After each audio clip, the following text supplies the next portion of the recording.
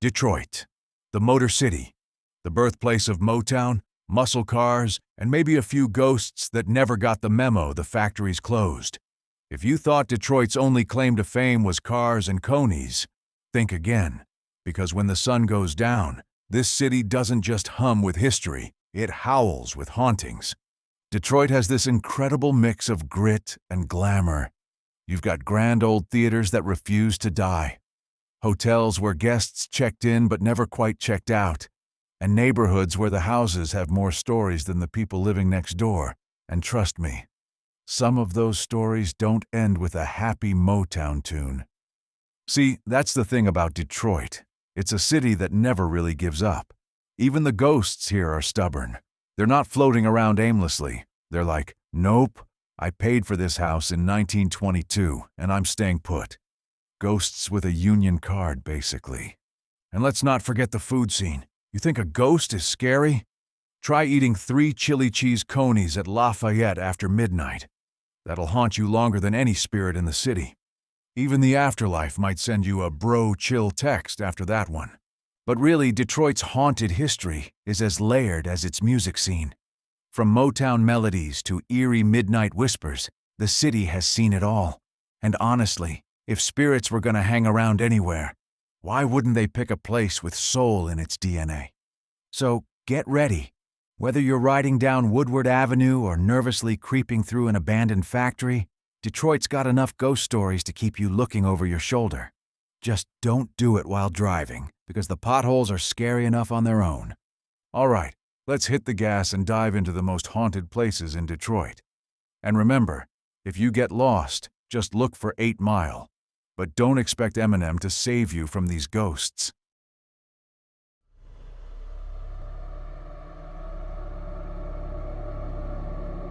Are you ready for some haunted history? Welcome to Screamville.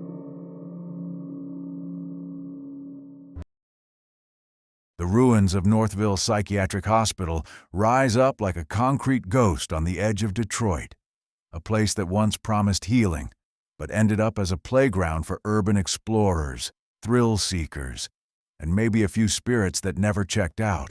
It opened in 1952, a massive 20-building complex on over 400 acres, filled with bright glass towers, a gym, pool, even a bowling alley.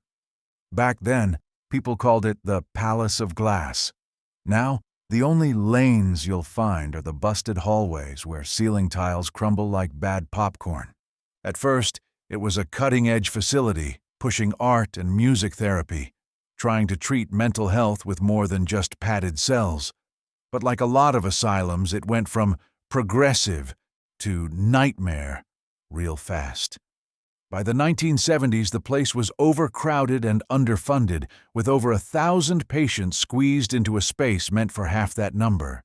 Investigators came in the 80s and found people sleeping in hallways, wandering dazed from heavy meds. The dream of modern care had become more like a warehouse of broken minds. When the state finally shut it down in 2003, the last patients walked out the door and left the buildings to rot. Developers tried to sell it, but between asbestos, toxic waste in the ground, and a reputation scarier than a Detroit Lions playoff game, nobody wanted it. For years it sat abandoned, the windows shattered, the paint peeling, and the local legend growing bigger than Eminem's hoodie collection. And oh, the legends. The most famous is the Lady in White, a ghostly figure said to be a patient who died under mysterious circumstances. People swear they've seen her drifting through the wards in her hospital gown, moaning like someone who just found out their Starbucks order got made with decaf. Then there's the bald man in the uniform who stares at the night sky in the backyard.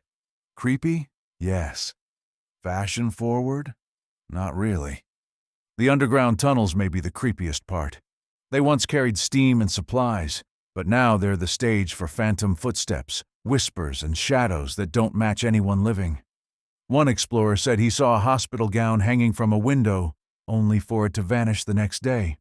Another heard faint hissing from the pipes that sounded exactly like a ghost saying, "You really shouldn't be down here, buddy." Imagine paying for a haunted house ticket when this one's free, Well, free if you don't count the possible asbestos poisoning. People have had fun with it too. Some explorers have joked about making it into a ghost Airbnb, complete with free screams with every stay. Others film themselves wandering the halls like it's a Scooby-Doo special. The funniest specter isn't even supernatural. It's the cop who shows up with a flashlight and a ticket book. Northville police patrol the place constantly, and they don't care if you came for TikTok fame or to talk to spirits. Their advice? Don't come. And that's not the ghosts talking. That's the law. The cops aren't kidding. Broken glass, collapsing ceilings, and asbestos make the place more dangerous than the spirits themselves. Every Halloween, officers practically beg people not to trespass. But of course, that just makes people want to go even more. It's human nature. Tell us not to do something, and suddenly it's the hottest thing since the last pumpkin spice latte. So, if you're ever tempted to check it out, remember this. The hospital has more than ghosts. It has bored cops, deadly mold, and fines big enough to ruin your weekend. The spirits might whisper your name in the dark, but it's the officer with the ticket pad who'll really haunt your bank account. In the end, maybe the real ghost story here is the one about how Detroit built a palace of healing and left behind a haunted house that won't stop laughing at us. Tucked away on Detroit's east side, the Cadieux Cafe is a Belgian bar famous for mussels, feather bowling, and, believe it or not, ghosts. Locals love to say the beer isn't the only thing that comes on tap. The spirits here include the ones that don't need a bartender. Over the years, the cafe has been called one of the most haunted spots in Detroit, which makes sense, because even in the afterlife, who would want to give up Belgian beer and fries? The place didn't start out haunted, though.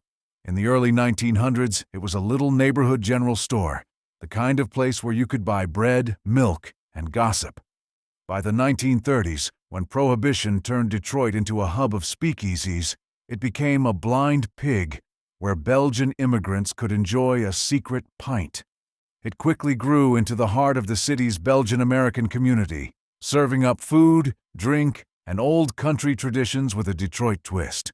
By the 1960s, the cafe was in the hands of Robert and Yvonne DeVos, who ran the place with family pride. They kept the feather bowling lanes rolling, filled the kitchen with steaming pots of mussels, and made sure the cafe felt like a second home to locals. The DeVos family stayed in charge for more than 50 years, long enough to make the cafe a neighborhood institution. When new owners took over in 2018, they promised not to change its soul, though the resident ghosts apparently didn't ask for permission. That's where things get spooky. Regulars and staff swear that Yvonne DeVos never really left. People report seeing her ghost in a blue dress, sitting at her usual spot near the feather bowling lanes. Her husband Robert has also been spotted, hanging out in the basement like a guy who just can't stop checking on his beer kegs. And then there's the phantom of a man hit by a car outside the bar, who supposedly darts into the lot only to vanish before anyone can shout, "Watch where you're going!" Employees have plenty of ghost stories to share. Glasses fall off shelves, doors slam shut on their own, and items disappear from one place only to reappear in another, like the spirits are just bored and playing practical jokes. One bartender closing up for the night once saw a woman leave the restroom after hours, except she wasn't a woman at all. She evaporated into a puff of mist right in front of him. That was his cue to lock up and head home. Paranormal investigators love Cadieux Cafe almost as much as foodies do. Ghost hunters have brought in divining rods and voice recorders, claiming to make contact with both Robert and Yvonne. One investigation even captured an EVP, a ghostly voice, calling out the name Megan. Whether that was a message from beyond or just a spirit with a crush on an investigator is still up for debate. Even the DeVos family has joined ghost hunts inside the cafe. Robert DeVos, the grandson, once participated in an overnight investigation and admitted that things happened he couldn't explain.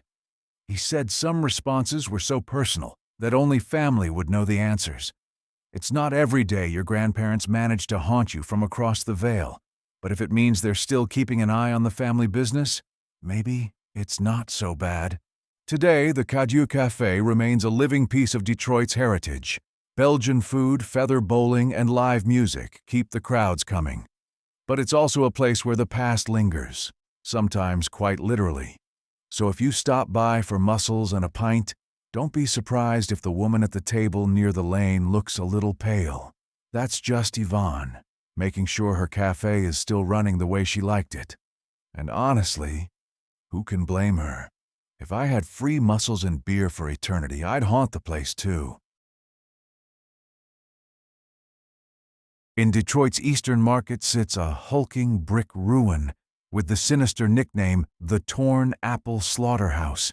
The real name was actually Thorn Apple Valley Slaughterhouse, but locals twisted it into something darker because, let's be honest, torn apple sounds way creepier. Built in 1937 as a factory and later turned into a hog packing plant, it eventually shut down in the mid-1980s. Since then, it's been left to rot, stripped by scavengers, burned in a few small fires, and basically turned into a graffiti palace. Abandoned slaughterhouse plus decades of decay? Yeah, that's a recipe for ghost stories whether they're real or not. Walking inside is like stepping into a horror movie set. Even at noon, the sun barely sneaks through cracks in the walls. Explorers talk about hearing strange clanks echoing in the distance, footsteps shuffling across empty floors, and sometimes a ghostly mist drifting through the air. Phones and cameras supposedly glitch out right when people try to record, which is either proof of spirits or just proof that Detroit's cell service hates you as much as your ex. One of the spookiest tales comes from a local writer who snuck inside one night with a friend. They were poking around when his friend suddenly froze, staring past him. When he spun around, he swore he saw a transparent, silk-like shape floating in the room, rippling as if it were underwater. Naturally, they ran like they were being chased by an army of angry pigs. To make things even weirder, at that same moment his wife called his cell and found his voicemail greeting had been replaced with a random heavy metal guitar riff. If that's not ghostly mischief, it's one heck of a prank. Unlike battlefields or mansions with grisly murders, there's no big tragic backstory here. The place just processed hogs and went bankrupt. Skeptics like to joke that if anything's haunting the building, it's probably the pigs. But the creaks, groans, and pops of old pipes and settling foundations are enough to convince thrill seekers they're not alone. Let's face it, when you're in a deserted slaughterhouse at midnight, your brain is going to invent a boogeyman whether you believe in ghosts or not. Urban explorers and graffiti artists have kept the legend alive. The walls are covered in colorful tags and even giant murals, some of them surprisingly beautiful for a building that smells like old rust and regret. Weekend thrill seekers sneak in with flashlights, daring each other to make it to the killing floor. Limo companies even added it to Halloween tours, so you might find yourself in a tuxedo peeking out the window at a place where hogs met their doom. Nothing says classy night out like a haunted meat factory. People who've been inside swear the vibe is wrong. It's the kind of wrong where you walk in talking tough and walk out whispering, "Nope, nope, nope." Some come back with tales of shadows darting around corners. Others insist they heard groans echoing from the walls. Then there are the ones who won't even talk about what they saw, because silence is obviously spookier than a bad ghost story. It's like Fight Club rules, but with phantoms instead of fists. Whether you buy into the paranormal or not, the place has secured its spot as one of Detroit's creepiest legends. Even skeptics admit the atmosphere makes your skin crawl. After all, a deserted slaughterhouse doesn't need a ghost to feel haunted. It's already drenched in decades of blood, noise, and fear. Add in some darkness, an overactive imagination, and maybe a raccoon, and you've got yourself a horror experience for free. So is it haunted? Depends who you ask. Ghost hunters say yes, skeptics say no, and most people agree they'd rather not find out in person. But one thing's for sure, the Torn Apple Slaughterhouse has turned from a meatpacking plant into one of Detroit's most famous urban legends. Whether it's pigs or poltergeists, the place still has a way of making visitors squeal. In Detroit's Northtown district, the Two-Way Inn proudly claims to be the city's oldest continuously operating bar. Founded in 1876 by Civil War veteran Colonel Philetus Norris, it's a spot with enough history to fill a dozen saloons. Locals joke that if you ring the brass bell over the bar to buy a round, you might just end up buying one for a cowboy ghost, too. After all, if a place has survived Prohibition, Wild West brawls, and Detroit winters, it's bound to collect a few spirits, both bottled and otherwise. The building itself has worn more hats than a thrift store rack. Originally built as a general store and a makeshift jail, it later doubled as a dentist's office, a dance hall, a dry goods shop, and rumor has it, even a brothel. When Prohibition hit, the bar didn't quit. It just leaned on a friendly dentist who prescribed whiskey by the shot.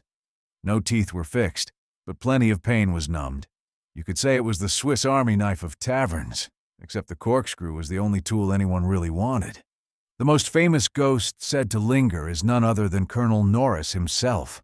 One former co-owner claimed she woke to find a white-bearded man sitting on her bed.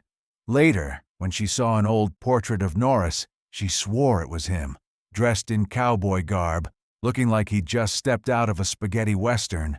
Even today, people report seeing a man in a broad hat staring out windows or drifting through the old dance hall. Around here, he's known as the Cowboy Ghost, though no one has confirmed if he still orders whiskey neat. He isn't the only phantom with a lease on the place. A lady in white is often spotted gliding silently through the upstairs. Some say she's one of Norris's daughters, sticking around to keep an eye on her father's legacy. And then there's the ghostly child, a boy often seen by the stairwell, or heard giggling when no kids are anywhere near the bar. The story goes, he was the young son of that whiskey-prescribing dentist who died tragically. While eerie, witnesses say he's more curious than scary, less poltergeist, and more hide-and-seek. The current owners have embraced these stories with good humor. Mary, who has run the place for decades, insists they aren't haunted but spirited. Her daughter Jennifer jokes that the ghosts are like extra family members, ones who don't complain about the jukebox. The bar even leans into the legends with playful warnings, like the rule that if you ring the bell in jest, you buy a drink for everyone in the room. Whether living or dead, it seems everyone's expected to follow house policy. Paranormal investigators have taken an interest too. Detroit Paranormal Expeditions lists it as one of the city's must-see haunts, and ghost hunters have recorded odd noises, shadows, and that cowboy-like figure. Local radio stations and podcasts have run Halloween specials featuring its ghost lore, complete with spooky interviews and more than a few nervous chuckles. Even paranormal podcasts beyond Detroit have dedicated episodes to the saloon, spinning yarns about Wild West shootouts and mysterious shadows caught at the edge of vision. Tour guides love making it part of their ghost tours, and visitors who come for a pint often leave with a story. Some say Norris still wears his cowboy hat in the afterlife, strolling past the pool table. Others swear they've heard phantom footsteps upstairs when the place was empty. And if a beer glass topples on its own, well, that's just the Colonel demanding better service. Despite all this, the atmosphere at the Two-Way Inn is more cozy than creepy. The ghosts here are described as polite, almost protective. You won't hear about possessions or malevolent hauntings, just friendly spirits keeping an eye on things. Patrons like to say the only thing scary here is when you check your tab at closing time. The building will celebrate 150 years in 2026, which makes the ghost stories nearly as old as Detroit's baseball curses. Regulars joke that the only spirits guaranteed to show up are the ones in the glass. But even skeptics admit there's something uncanny about the place. Maybe it's the creak of the wood floors. Maybe it's the shadow by the window. Or maybe it's just the best ghost marketing campaign in town. At the end of the night, whether you've seen a cowboy, a lady in white, or nothing at all, you leave with the same feeling. You've stepped into living history. The Two-Way Inn is more than just a bar. It's a time capsule, a local legend, and maybe even a ghost's favorite hangout. One thing's for sure: order a drink, keep your eyes open, and don't be surprised if your toast gets answered by someone who isn't on the guest list. Southwest Detroit Hospital was once a beacon of hope. When it opened in the 1970s, it was celebrated as the first Detroit hospital to fully accredit and hire Black medical professionals, a huge milestone at the time. The building was modern, the equipment shiny, and the community excited.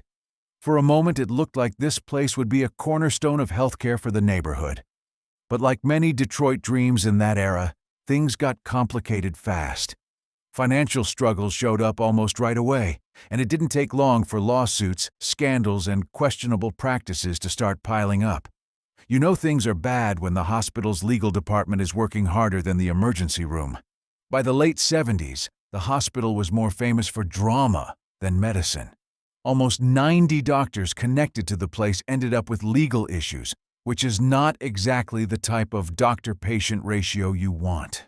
Rumors swirled about illegal drug distribution, malpractice, and general chaos behind the scenes. By the early 90s, it was limping along like a patient with a broken leg refusing crutches. In 1991, bankruptcy papers were signed, the doors closed, and the once bustling hospital became another Detroit ghost building. For a city that already had more than its fair share of abandoned structures, this one was especially eerie, with operating rooms now echoing with silence instead of beeping machines. But the story didn't end there. In the mid-1990s, a new owner swooped in and tried to give the hospital a second life under a new name: United Community Hospital. Millions were spent on renovations, and for a brief moment, it looked like the phoenix was rising from the ashes. Spoiler alert, it didn't. Mismanagement and accusations of fraud surfaced, and by 2006 the hospital was shut down again, this time for good. After that, it just sat there like a giant metal coffin, looming over the neighborhood and daring people to walk inside. And of course, in Detroit, abandoned hospitals come with a side of ghost stories.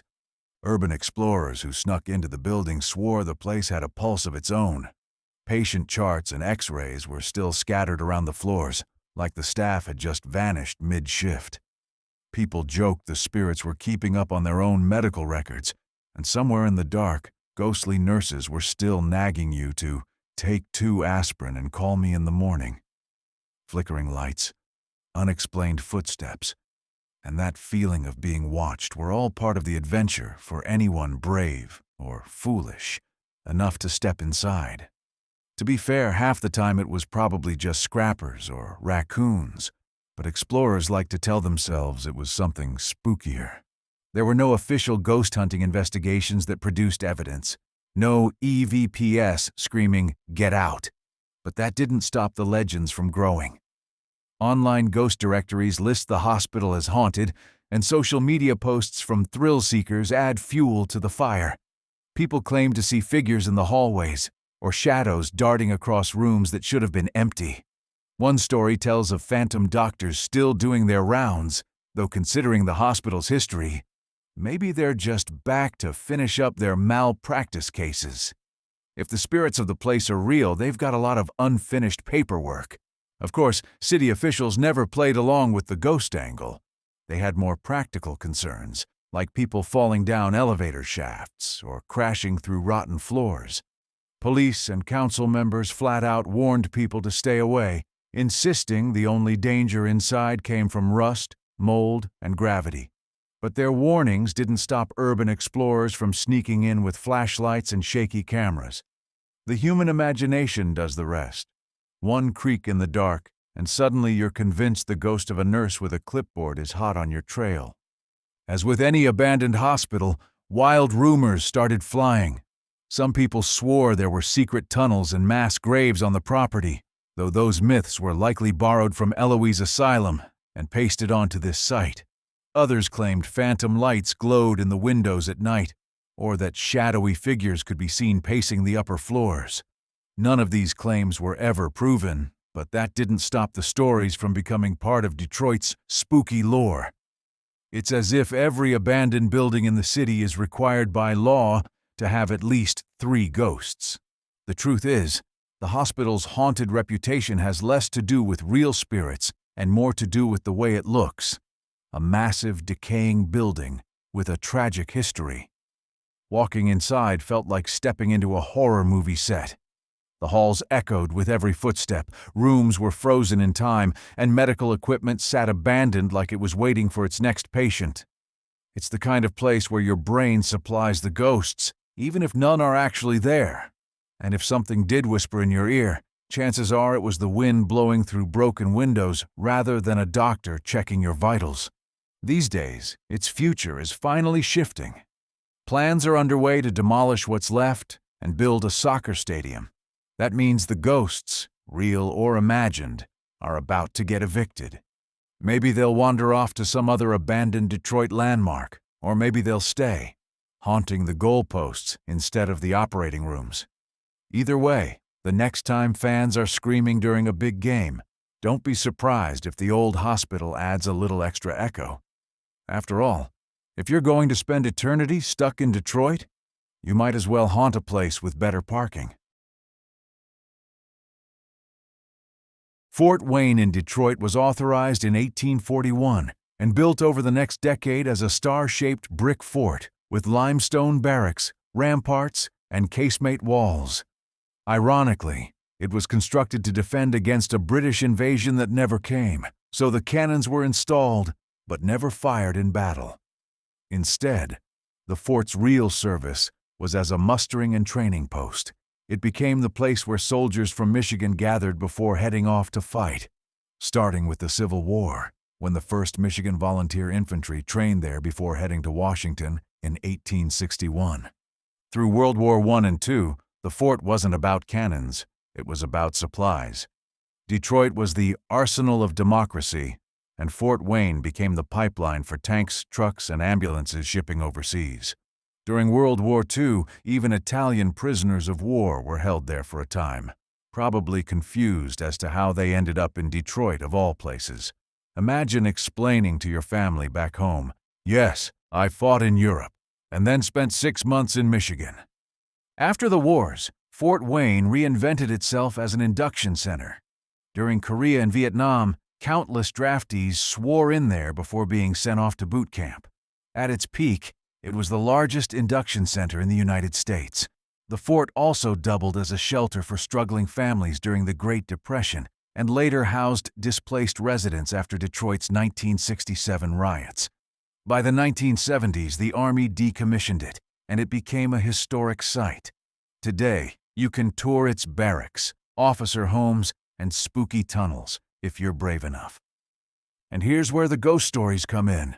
The fort was built over a Native American burial mound, and the bones disturbed during construction are said to be the reason the place never truly rests.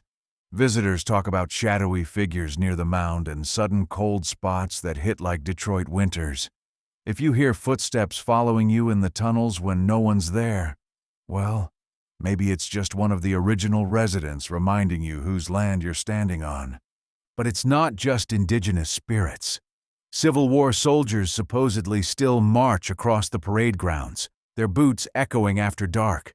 Staff and tourists alike report doors opening by themselves, sighs in empty rooms, and phantom soldiers appearing only to vanish into the walls. One tale claims that workers in a tunnel saw a Union soldier walk right through a stone wall, probably the only time a soldier ever marched through Detroit without getting lost. Some say children's laughter can be heard, likely connected to the families who once lived in the officer homes during the Depression. Others claim to see silhouettes in the barracks, pacing as if waiting for orders. Paranormal investigators have captured strange EVPs, and ghost hunting groups regularly report unexplained knocks and lights. Either Fort Wayne is haunted, or it's just Detroit electricity doing what it does best, acting up. The fort has leaned into its reputation with ghost tours after dark. Guides lead visitors by lantern light, telling the tales of phantom soldiers and restless spirits. Some folks swear they've gone in skeptical and come out believers, while others insist the scariest thing they encountered was the public restroom. Regardless, Fort Wayne has secured its place as one of Michigan's most haunted landmarks. In the end, Fort Wayne is a strange blend of history and hauntings. It's a fort that never fought, a supply depot that shipped half the world's trucks, and now a ghost-hunting hotspot where Civil War soldiers, native spirits, and restless families all share the same address. If walls could talk, these ones would probably sigh, slam a door, and then ask why you're still hanging around after dark. St. Agnes in Detroit looks peaceful from the outside, a once grand Catholic church that seems like it should be a quiet place of worship. But of course, this is Detroit. We don't just get closed churches. We get closed churches with ghosts. Built in the early 20th century, St. Agnes was once the center of the neighborhood. Weddings, baptisms, funerals, you name it, it happened here. But when the population shifted and the parish eventually closed, the church went from holy sanctuary to holy cow. This place is haunted real quick. People who sneak inside often say the first thing they notice isn't the stained glass windows or the cracked plaster. It's the sound of footsteps echoing, even though they're the only ones there. One guy said he thought it was a raccoon. Then the raccoon whispered his name. Either that's a very talented raccoon or someone forgot to check the ghost box when locking up. The choir loft is one of the hot spots. Visitors say they hear hymns being sung in Latin, which is both impressive and unsettling. No one sings Latin hymns anymore. Not unless you're on Jeopardy, and Alex Trebek is asking about Gregorian chants from the 1400s. People claim the phantom choir doesn't stop, even if you shout back at it. Good luck explaining that to your friends later. Yeah, man, I got into an argument with a choir of invisible monks. They won. Another story centers around the basement, which of course is creepy because no basement in Detroit has ever been comforting. Some urban explorers swear they've seen shadowy figures lurking near the boiler room. One guy said the shadow actually followed him up the stairs. That's when you know it's bad, when even the ghosts are sick of staying in the basement and decide to come upstairs for some fresh air. Locals also whisper about a priest who supposedly died in the rectory, still roaming the halls trying to keep order. Witnesses say they've seen a tall man in black with a white collar appearing and disappearing. One poor soul tried to say hello, thinking it was a live priest. The priest vanished into thin air. Awkward. How do you confess your sins to a guy who can't even keep his solid form? Of course, no haunted Detroit spot is complete without lights flickering on and off. At St. Agnes, people claim the chandeliers sometimes sway, even when there's no wind. One ghost hunter brought fancy equipment, and the chandelier started moving right when he asked for a sign. He left so fast he didn't even pack up his gear. That's probably still sitting there, waiting for the ghostly choir to pawn it off on eBay. The funniest part is how neighbors react. They've gotten so used to ghost rumors that they don't even flinch anymore. One guy walking his dog shrugged when someone asked him about the church and said, "Yeah, sometimes you hear screaming, sometimes you hear singing. Either way, it beats the noise from the Tigers game." Priorities. So today, St. Agnes stands as both a relic and a reminder. Detroit doesn't just let its history fade quietly. Nope, we keep it alive with echoes, shadows, and maybe a ghost priest yelling at you for missing Sunday service. If you go looking, you might not find salvation, but you'll probably find a reason to sprint back to your car. And don't even think about singing louder than that phantom choir. They don't appreciate competition. When night settles over Detroit and the main branch of the public library grows still, the building seems to breathe in a way that makes staff uneasy. The marble halls and quiet reading rooms hold more than literature. They carry whispers and footsteps that no one can explain. Those who have worked late shifts tell of soft echoes drifting through the stacks, the tap of unseen fingers on spines of books, and the strange sensation that someone is standing just behind them. The basement, often referred to as the B-level, is the heart of the library's ghost lore. Down there, among the dim aisles and endless shelves, One former employee swore her duty had been to guard a hidden gateway to hell. Whether said in jest or absolute conviction, the notion lingers, and it has colored the way people feel about those subterranean stacks. Shadows move in ways they shouldn't, and faint, hurried footsteps are sometimes heard racing away when no one else is present. Adding to the strangeness is the tale of the phantom cat. More than one worker has seen it, a silent, almost translucent feline slinking through the basement corridors, only to vanish into the gloom. Some even claim it's been caught on camera, its faint shape appearing and disappearing in seconds. Skeptics laugh, but many employees accept the ghost cat as part of the library's permanent population. The most unsettling reports, however, involve a little girl. She is said to appear between the rows of shelves, her small voice asking softly, "Where's my doll?" Witnesses say she vanishes before they can respond. The image of a lonely child forever searching adds an eerie sadness to the atmosphere, making some staff avoid that part of the library altogether. The library's haunted reputation also involves a peculiar book. In the 1920s, a volume was donated titled "The Oldest History of the World Discovered by Occult Science in Detroit, Michigan." Rumors claim this book brings disturbances to the Burton Historical Collection. Odd noises, sudden cold drafts, and books tumbling from shelves without cause. Whether cursed or simply unusual, it adds a layer of mystery to the institution. Among Detroit's broader folklore, the figure of the Nain Rouge, an impish creature said to foretell misfortune, has allegedly been spotted in the library's lower levels. A child-sized, red-clad figure has been described darting between shelves, always at the edge of sight. If true, it ties the library's hauntings to one of the city's oldest legends, giving the stories a uniquely Detroit flavor. Staff and patrons alike report more mundane hauntings too. The sound of books falling when no one is around, knocks echoing inside the walls, and phantom footsteps pacing the upper floors. The collective memory of millions of visitors seems to weigh heavily in those halls, and some believe that fragments of those who loved the library most may never have left. Taken together, the ghost stories of the Detroit Public Library form a chorus of the uncanny. Perhaps they're exaggerated tales, born from the silence and grandeur of a massive old building. Or perhaps the library truly houses more than books, lost souls, curious spirits, and guardians of secrets buried deep in its history.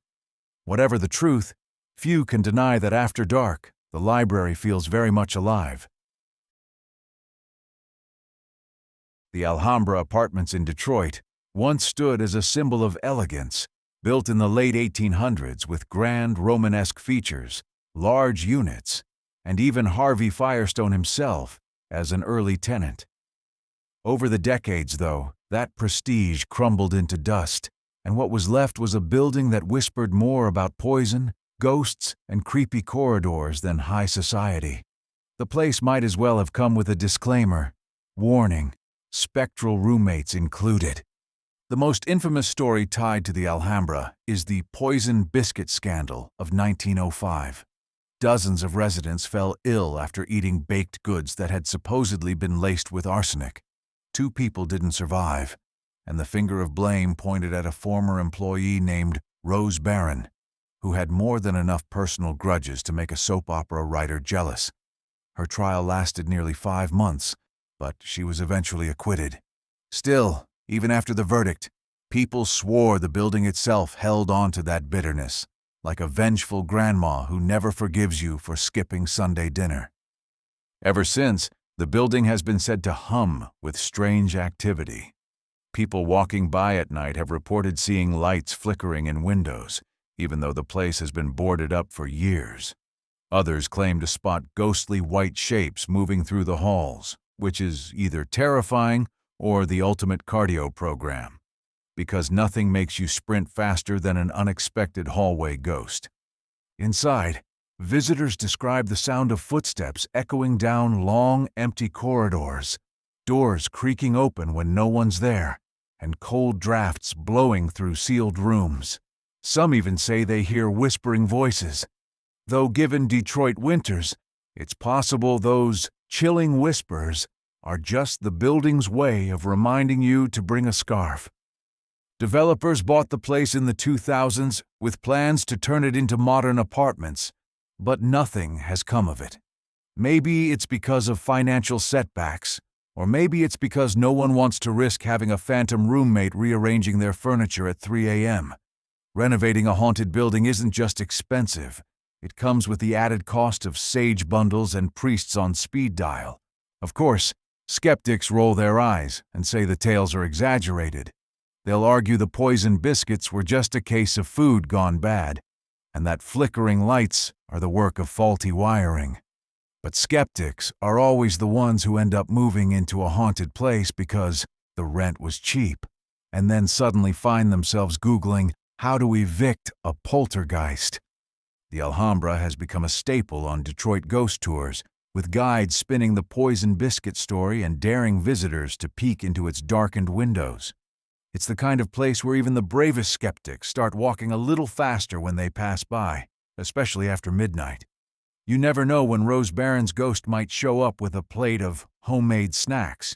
In the end, the Alhambra stands as one of Detroit's most notorious haunted relics, a once luxurious residence turned ghost story headquarters.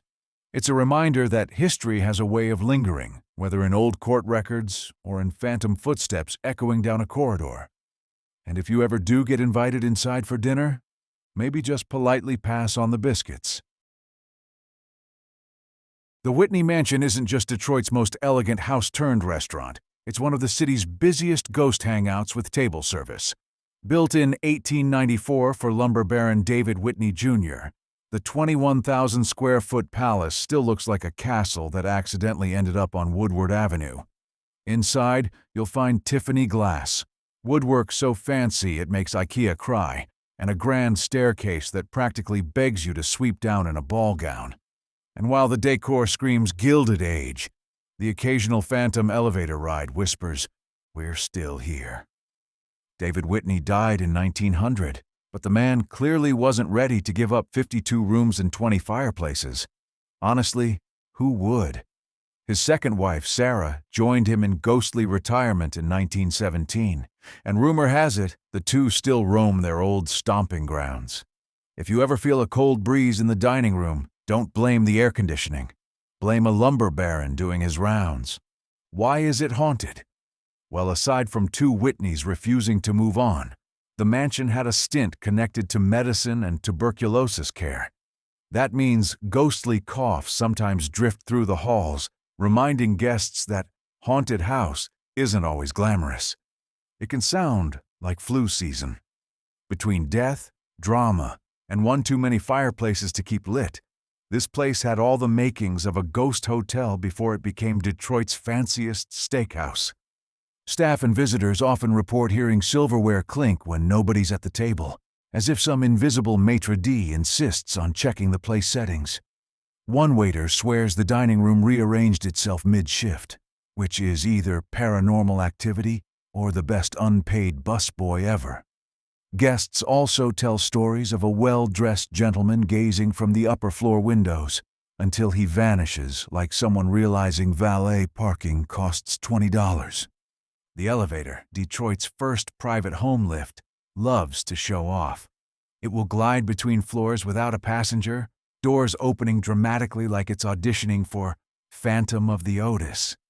Imagine being a diner just waiting for your filet mignon when the elevator decides to say hello, empty as your checking account after paying Detroit property taxes. Then there's the mysterious lady spotted on the staircase, drifting in period dress as casually as if she were late to tea. Perfume lingers in rooms where no one sprayed anything since the early 1900s, and it isn't the kind you find at CVS. It's the powdery, old money scent that says, "I once owned half the lumber in Michigan. If you catch a whiff, sit up straight. Sarah might be judging your table manners." Today, the Whitney embraces its ghostly reputation. On the third floor is the Ghost Bar, where you can order cocktails alongside the occasional chill on your neck. They even host paranormal tours, cocktails, appetizers, and maybe a side of "Who Just Touched My Shoulder" included. The place is half restaurant, half haunted attraction, which means you can have surf and turf while a spirit checks your posture. In the end, the Whitney isn't just haunted, it's classy haunted. It's not rattling chains in the basement kind of haunted. It's "I'll sip champagne while I float down the grand staircase" haunted. Visitors leave full of steak and stories, wondering if the strange noise upstairs was the wind, or David Whitney checking to see if his ghost still looks good in a suit. Either way, tip your server and the spirit who probably just opened that elevator door for you.